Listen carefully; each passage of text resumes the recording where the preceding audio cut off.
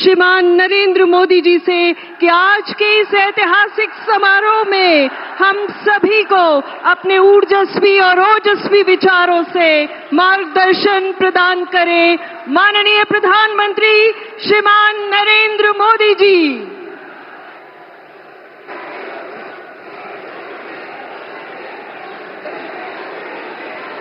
भारत माता की,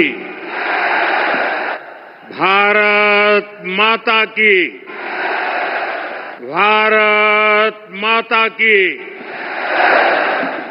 थाने सगळाने राम राम। राजस्थान के राज्यपाल हरिभाऊ बागड़े जी, यहां के लोकप्रिय मुख्यमंत्री श्रीमान भजनलाल जी, पूर्व मुख्यमंत्री बहन वसुंधरा राजे जी, केंद्रीय कैबिनेट के मेरे साथी अश्विनी वैष्णव जी, अर्जुन राम मेघवाल जी, राजस्थान की उप मुख्यमंत्री दिया कुमारी जी, प्रेमचंद जी, राजस्थान सरकार के अन्य मंत्रीगण, संसद में मेरे साथी मदन राठौड़ जी, अन्य सांसद और विधायकगण और मेरे प्यारे भाई और बहनों, आप सभी यहां इतनी विशाल संख्या में आए हैं और इतनी भयंकर गर्मी के बीच, और आज इस कार्यक्रम से देश के 18 राज्य और केंद्र शासित प्रदेशों से भी लाखों लोग ऑनलाइन आज यहां हमारे साथ जुड़े हैं। अनेक राज्यों के राज्यपाल, मुख्यमंत्री, लेफ्टिनेंट गवर्नर, अन्य जनप्रतिनिधि आज हमारे साथ हैं। मैं देश भर से जुड़े सभी महानुभावों का, जनता जनार्दन का अभिनंदन करता हूं। भाइयों और बहनों, मैं यहां पर करणी माता का आशीर्वाद लेकर आपके बीच आया हूं। करणी माता के आशीर्वाद से विकसित भारत बनाने का हमारा संकल्प और मजबूत हो रहा है। थोड़ी देर पहले विकास से जुड़ी 26,000 करोड़ रुपए की परियोजनाओं का यहां शिलान्यास और लोकार्पण हुआ है। मैं इन परियोजनाओं के लिए देशवासियों को, राजस्थान के मेरे भाई बहनों को बहुत बहुत बधाई देता हूं। साथियों, विकसित भारत बनाने के लिए आज देश में आधुनिक इंफ्रास्ट्रक्चर बनाने का बहुत बड़ा महायज्ञ चल रहा है। हमारे देश की सड़कें आधुनिक हो, हमारे देश के एयरपोर्ट आधुनिक हो, हमारे यहां रेल और रेलवे स्टेशन आधुनिक हो, इसके लिए पिछले 11 साल में अभूतपूर्व गति से काम किया गया है। आप कल्पना कर सकते हैं, इंफ्रास्ट्रक्चर के इन कामों पर देश पहले जितना पैसा खर्च करता था, आज उससे 6 गुना ज्यादा पैसा खर्च कर रहा है, 6 गुना ज्यादा। आज भारत में हो रहे इन विकास कार्यों को देखकर दुनिया भी हैरान है। आप उत्तर में जाएंगे तो चिनाब ब्रिज जैसा निर्माण देखकर लोग हैरान हैं। पूर्व की तरफ जाएंगे तो अरुणाचल की सेला टनल, असम का बोगीबिल ब्रिज आपका स्वागत करते हैं। पश्चिम भारत में आएंगे तो मुंबई में समंदर पर बना अटल सेतु नजर आएगा। सुदूर दक्षिण में देखेंगे तो पंबन ब्रिज मिलेगा, जो अपनी तरह का देश का पहला ब्रिज है। साथियों, आज भारत अपनी ट्रेनों के नेटवर्क को भी आधुनिक कर रहा है। ये वंदे भारत ट्रेनें, अमृत भारत ट्रेनें, नमो भारत ट्रेनें, ये देश की नई गति और नई प्रगति को दर्शाती है।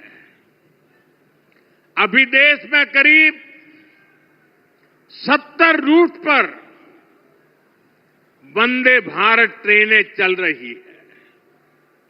इससे दूर सुदूर के इलाकों में भी आधुनिक रेल पहुंची है। बीते 11 साल में सैकड़ों रोड ओवरब्रिज और रोड अंडरब्रिज का निर्माण किया गया है। 34,000 किलोमीटर से ज्यादा के नए रेल ट्रैक बिछाए गए हैं। अब ब्रॉडगेज लाइनों पर मानव रहित क्रॉसिंग, वो बात इतिहास बन चुकी है, खत्म हो चुकी है। हम मालगाड़ियों के लिए अलग से स्पेशल पटरियां, डेडिकेटेड फ्रेट कॉरिडोर का काम भी तेजी से पूरा कर रहे हैं। देश के पहले बुलेट ट्रेन प्रोजेक्ट पर काम चल रहा है और इन सबके साथ ही हम एक साथ देश के करीब 1300 से अधिक रेलवे स्टेशनों को भी आधुनिक बना रहे हैं। साथियों, आधुनिक हो रहे इन रेलवे स्टेशनों को देश ने अमृत भारत स्टेशन का नाम दिया है। आज इनमें से 100 से अधिक अमृत भारत स्टेशन बनकर के तैयार हो गए हैं। सोशल मीडिया पर भी लोग देख रहे हैं कि इन रेलवे स्टेशनों का पहले क्या हाल था और अब कैसे इनकी तस्वीर बदल गई है। साथियों, विकास भी, विरासत भी, इस मंत्र का इन अमृत भारत रेलवे स्टेशनों पर उसका नजारा साफ साफ दिखाई देता है। ये स्थानीय कला और संस्कृति के भी नए प्रतीक है। जैसे राजस्थान के मांडलगढ़ रेलवे स्टेशन पर महान राजस्थानी कला संस्कृति के दर्शन होंगी। बिहार के थावे स्टेशन पर मां थावे वाली के पावन मंदिर और मधुबनी चित्रकला को दर्शाया गया है। मध्य प्रदेश के ओरछा रेलवे स्टेशन पर आपको भगवान राम की आभा का एहसास होगा। श्रीरंगम स्टेशन का डिजाइन भगवान श्री रंगनाथ स्वामी जी के मंदिर से प्रेरित है। गुजरात का डाकोर स्टेशन रणछोड़राय जी से प्रेरित है। तिरुवन्नामलई स्टेशन द्राविड़ वास्तुकला के अनुसार डिजाइन किया गया है। बेगमपट स्टेशन पर आपको काकतीय साम्राज्य के समय का आर्किटेक्चर देखने को मिलेगा। यानी हर अमृत स्टेशन पर आपको भारत की हजारों साल पुरानी विरासत के दर्शन भी होंगे। ये स्टेशन हर राज्य में टूरिज्म को भी बढ़ावा देने के माध्यम बनेंगे, नौजवानों को रोजगार के नए मौके देंगे। और मैं उन शहर के नागरिकों को, रेलवे में यात्रा करने वाले पैसेंजर से प्रार्थना करूंगा, ये सारी संपत्ति के मालिक आप हैं। कभी भी वहां गंदगी न हो, इस संपत्ति का नुकसान न हो, क्योंकि आप उसके मालिक हैं। साथियों, इंफ्रास्ट्रक्चर बनाने के लिए जो पैसा सरकार खर्च करती है, वो रोजगार भी बनाता है, व्यापार कारोबार भी बढ़ाता है। जो हजारों करोड़ रुपए सरकार लगा रही है, ये पैसा मजदूर की जेब में जा रहा है, ये दुकानदार को मिल रहा है, दुकान और फैक्ट्री में काम करने वाले लोगों को मिल रहा है। रेत, बजरी, सीमेंट, ये सारी चीजें ढोने वाले ट्रक, टेम्पो चलाने वालों को भी इससे फायदा होता है। और जब ये इंफ्रास्ट्रक्चर बनकर तैयार हो जाता है, तो फिर अनेक गुना और फायदे होते हैं। किसान की उपज कम कीमत में बाजार तक पहुंचती है, वेस्टेज कम होती है, जहां सड़कें अच्छी होती हैं, नई ट्रेनें पहुंचती हैं, वहां नए उद्योग लगते हैं, पर्यटन को बहुत बढ़ावा मिलता है।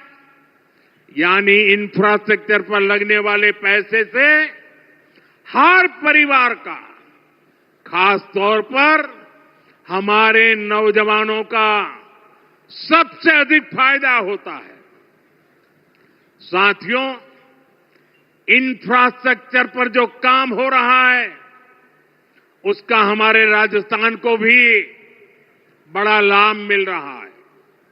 आज राजस्थान के गांव-गांव में अच्छी सड़कें बन रही हैं, बॉर्डर के इलाकों में भी शानदार सड़कें बन रही हैं। इसके लिए बीते 11 साल में अकेले राजस्थान में करीब 70,000 करोड़ रुपए खर्च किए गए हैं। राजस्थान में रेलवे के विकास के लिए भी केंद्र सरकार इस साल करीब 10,000 करोड़ रुपए खर्च करने जा रही है। ये 2014 से पहले की तुलना में 15 गुना अधिक है। अभी थोड़ी देर पहले ही यहां से मुंबई के लिए एक नई ट्रेन को हरी झंडी दिखाई गई है। आज ही कई इलाकों में स्वास्थ्य, जल और बिजली से जुड़ी योजनाओं का शिलान्यास और लोकार्पण हुआ है। इन सारे प्रयासों का लक्ष्य है हमारे राजस्थान के शहर हो या गांव तेजी से उन्नति की ओर बढ़ सके। राजस्थान के युवाओं को उनके शहर में ही अच्छे अवसर मिल सके। साथियों, राजस्थान के औद्योगिक विकास के लिए भी डबल इंजन सरकार तेजी से काम कर रही है। अलग अलग सेक्टर्स के लिए यहां भजनलाल जी की सरकार ने नई औद्योगिक नीतियां जारी की है। बीकानेर को भी इन नई नीतियों का लाभ मिलेगा। और आप तो जानते हैं, जब बीकानेर की बात आती है तो बीकानेरी भुजिया का स्वाद,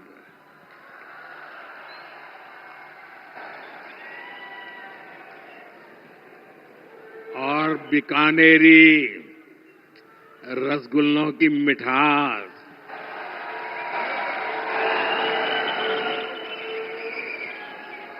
विश्व भर में अपनी पहचान बनाएगी भी और बढ़ाएगी भी। राजस्थान की रिफाइनरी का काम भी अंतिम चरण में है। इससे राजस्थान पेट्रोलियम आधारित उद्योगों का प्रमुख हब बनेगा। अमृतसर से जामनगर तक जो 6 लेन का इकोनॉमिक कॉरिडोर बन रहा है, वो राजस्थान में श्रीगंगानगर, हनुमानगढ़, बीकानेर, जोधपुर, बाड़मेर और जालोर से गुजर रहा है। दिल्ली मुंबई एक्सप्रेसवे का काम भी राजस्थान में लगभग पूरा हो गया है। कनेक्टिविटी का यह अभियान राजस्थान में औद्योगिक विकास को नई ऊंचाई पर ले जाएगा। साथियों, राजस्थान में पीएम सूर्यघर मुफ्त बिजली योजना भी तेजी से आगे बढ़ रही है। इस योजना से राजस्थान के 40,000 से ज्यादा लोग जुड़ चुके हैं। इससे लोगों का बिजली बिल 0 हुआ है और लोगों को सोलर बिजली पैदा करके कमाई का नया रास्ता भी मिला है। आज यहां बिजली से जुड़े कई प्रोजेक्ट का शिलान्यास और लोकार्पण हुआ है। इनसे भी राजस्थान को और ज्यादा बिजली मिलेगी। बिजली का बढ़ता उत्पादन भी राजस्थान में औद्योगिक विकास को नई गति दे रहा है। साथियों, राजस्थान की ये भूमि रेत के मैदान में हरियाली लाने वाले महाराजा गंगा सिंह जी की भूमि है। हमारे लिए पानी का क्या महत्व है, यह इस क्षेत्र से बेहतर भला कौन जानता है। हमारे बीकानेर, श्रीगंगानगर, हनुमानगढ़, पश्चिम राजस्थान के ऐसे अनेक क्षेत्रों के विकास में पानी का बहुत बड़ा महत्व है। इसलिए एक तरफ हम सिंचाई परियोजनाओं को पूरा कर रहे हैं और साथ ही नदियों को जोड़ रहे हैं। पार्वती, काली सिंध, चंबल लिंक परियोजना से राजस्थान के अनेक जिलों को लाभ होगा। यहां की धरती, यहां के किसानों को फायदा होगा। साथियों,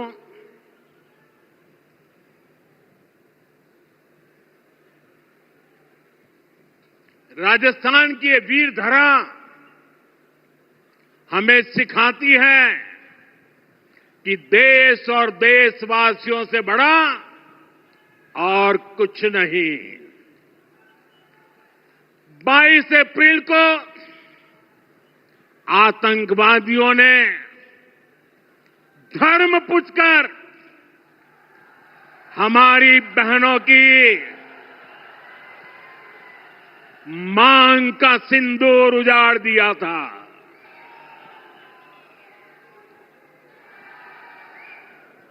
वो गोलियां पहलगाम में चली थी,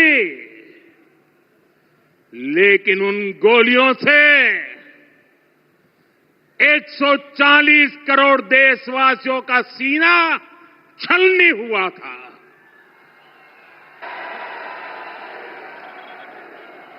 इसके बाद हर देशवासी ने एकजुट होकर संकल्प लिया था कि आतंकवादियों को मिट्टी में मिला देंगे, उन्हें कल्पना से भी बड़ी सजा देंगे। आज आपके आशीर्वाद से, देश की सेना के शौर्य से हम सब उस प्रण पर खरे उतरे हैं। हमारी सरकार ने तीनों सेनाओं को खुली छूट दे दी थी।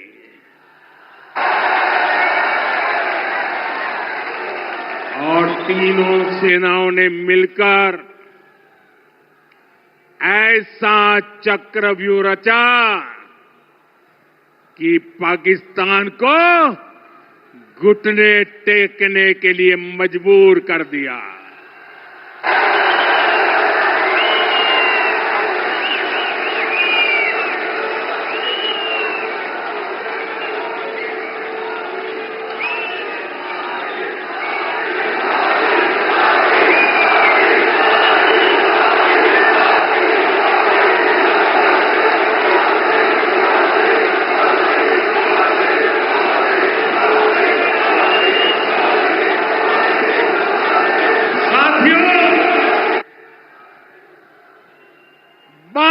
तारीख के हमले के जवाब में हमने 22 मिनट में आतंकियों के 9 सबसे बड़े ठिकाने तबाह कर दिए।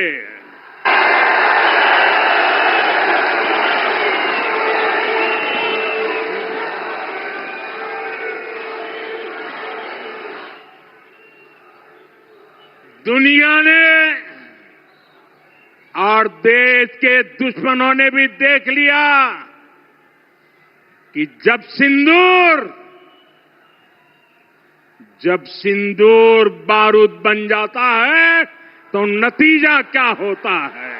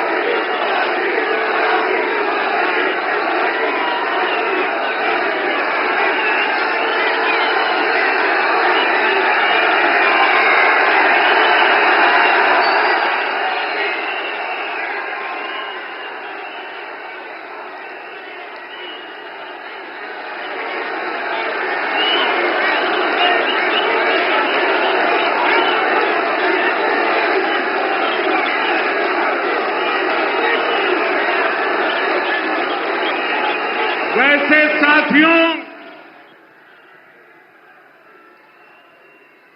ये संयोग ही है। 5 साल पहले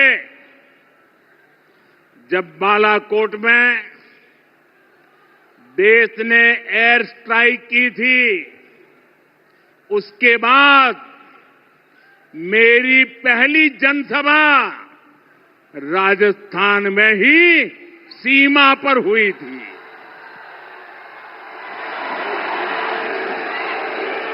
वीर भूमि का ही ये तप है कि ऐसा संयोग बन जाता है। अब इस बार जब ऑपरेशन सिंदूर हुआ तो उसके बाद मेरी पहली जनसभा फिर यहां वीरभूमि राजस्थान की सीमा पर बीकानेर में आप सभी के बीच हो रही है।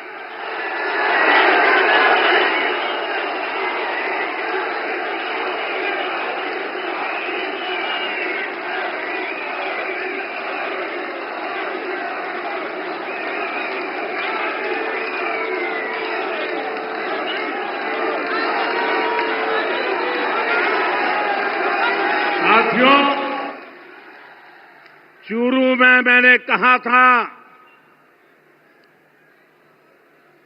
एयर स्ट्राइक के बाद मैं आया था, तब मैंने कहा था, सौगंध मुझे इस मिट्टी की, मैं देश नहीं मिटने दूंगा, मैं देश नहीं झुकने दूंगा।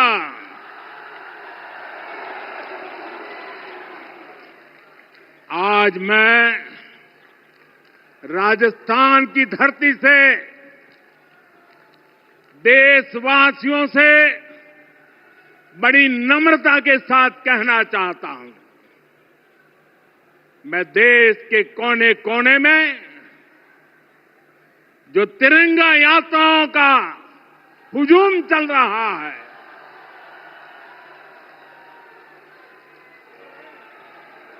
मैं देशवासियों से कहता हूं,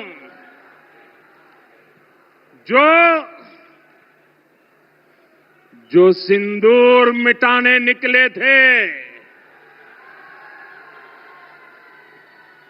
जो सिंदूर मिटाने निकले थे, उन्हें मिट्टी में मिलाया है।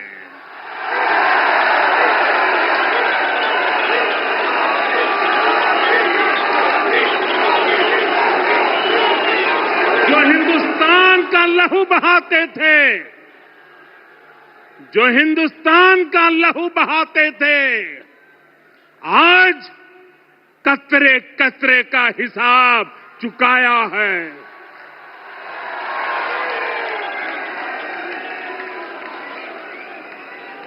जो सोचते थे भारत चुप रहेगा, आज वो घरों में डूब के पड़े हैं।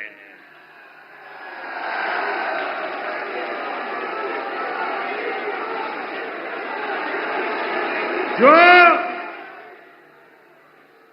अपने हथियारों पर घमंड करते थे, जो अपने हथियारों पर घमंड करते थे, आज वो मलबे के ढेर में दबे हुए हैं।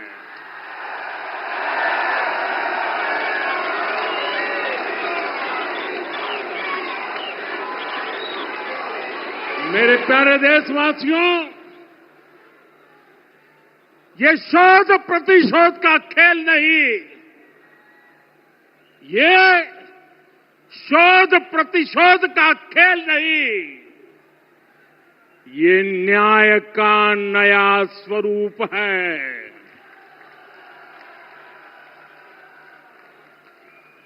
ये न्याय का नया स्वरूप है।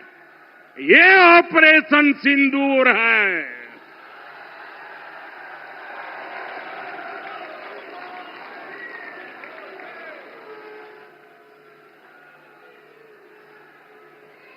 ये सिर्फ आक्रोश नहीं है, ये सिर्फ आक्रोश नहीं है, ये समर्थ भारत का रौद्र रूप है। ये भारत का नया स्वरूप है।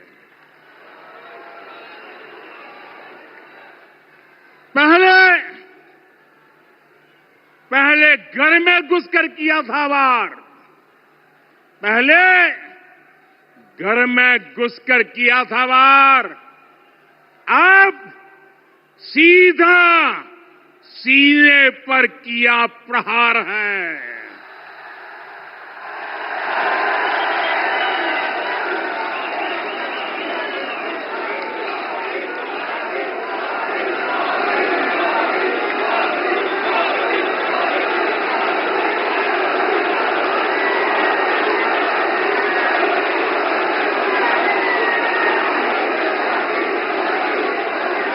आतंक का फन कुचलने की, आतंक का फन कुचलने की यही नीति है, यही रीति है, यही भारत है, नया भारत है। ये भारत माता की, भारत माता की, भारत माता की। साथियों, ऑपरेशन सिंदूर ने आतंकवाद से निपटने के 3 सूत्र तय कर दिए हैं। पहला, भारत पर आतंकी हमला हुआ तो करारा जवाब मिलेगा।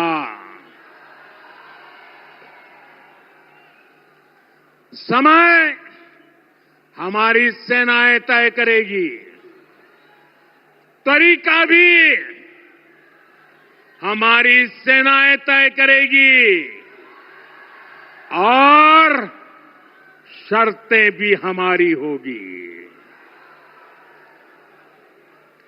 दूसरा, एटम बम की गीदड़ भपकियों से भारत डरने वाला नहीं है। और तीसरा, हम आतंक के आकाओं और आतंकी सरपरस्त सरकार को अलग अलग नहीं देखेंगे, उन्हें अलग अलग नहीं देखेंगे, उन्हें एक ही मानेंगे। पाकिस्तान का ये स्टेट और नॉन स्टेट एक्टर वाला खेल अब नहीं चलेगा। आपने देखा होगा,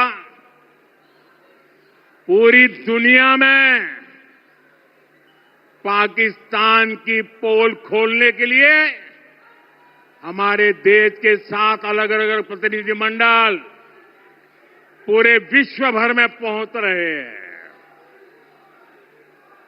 और इसमें देश के सभी राजनीतिक दलों के लोग हैं, विदेश नीति के जानकार हैं, गणमान्य नागरिक हैं। अब पाकिस्तान का असली चेहरा पूरी दुनिया को दिखाया जाएगा। साथियों, पाकिस्तान भारत से कभी सीधी लड़ाई जीत ही नहीं सकता। जब भी सीधी लड़ाई होती है तो बार बार पाकिस्तान को मुंह की खानी पड़ती है। इसलिए पाकिस्तान ने आतंकवाद को भारत के खिलाफ लड़ाई का हथियार बनाया है। आजादी के बाद पिछले कई दशकों से यही चला आ रहा था। पाकिस्तान आतंक फैलाता था, निर्दोष लोगों की हत्याएं करता था, भारत में डर का माहौल बनाता था। लेकिन पाकिस्तान एक बात भूल गया, अब मां भारती का सेवक मोदी यहां सीना तान कर खड़ा है।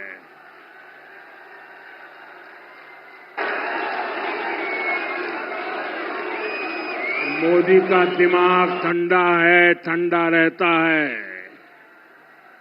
लेकिन मोदी का लहू गर्म होता है।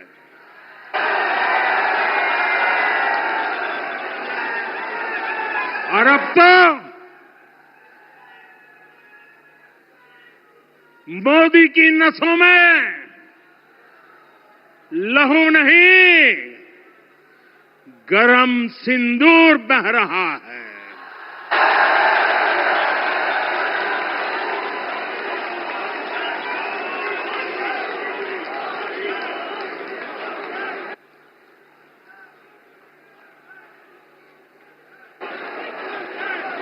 अब भारत ने दो टूक साफ कर दिया है। हर आतंकी हमले की पाकिस्तान को भारी कीमत चुकानी पड़ेगी और ये कीमत पाकिस्तान की सेना चुकाएगी, पाकिस्तान की अर्थव्यवस्था चुकाएगी। साथियों, जब मैं दिल्ली से यहां आया तो बीकानेर के नाल एयरपोर्ट पर उतरा। पाकिस्तान ने इस एयरबेस को भी निशाना बनाने की कोशिश की थी, लेकिन वो इस एयरबेस को रत्ती भर भी नुकसान नहीं पहुंचा पाया। और वहीं यहां से कुछ ही दूर सीमा पार पाकिस्तान का रहीम यार खान एयरबेस है। पता नहीं आगे कब खुलेगा। आईसीयू में पड़ा है।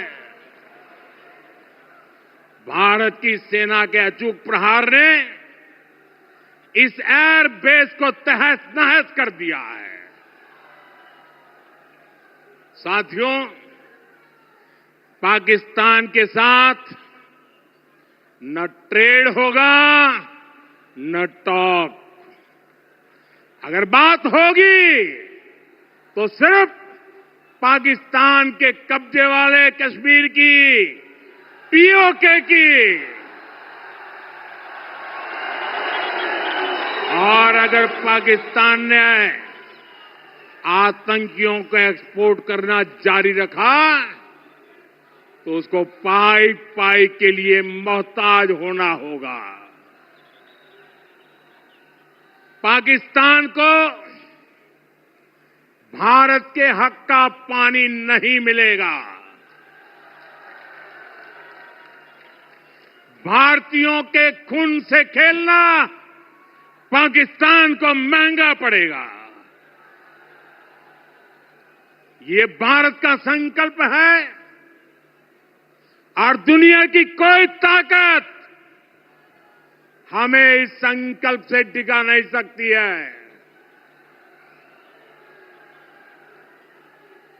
भाइयों और बहनों, विकसित भारत के निर्माण के लिए सुरक्षा और समृद्धि दोनों जरूरी है। ये तभी संभव है जब भारत का कोना कोना मजबूत होगा। आज का ये कार्यक्रम भारत के संतुलित विकास का, भारत के तेज विकास का उत्तम उदाहरण है। मैं एक बार फिर इस वीर धरा से सभी देशवासियों को बधाई देता हूं। मेरे साथ बोलिए, दोनों मुट्ठी बंद करके पूरी ताकत से बोलिए, भारत माता की, भारत माता की, भारत माता की।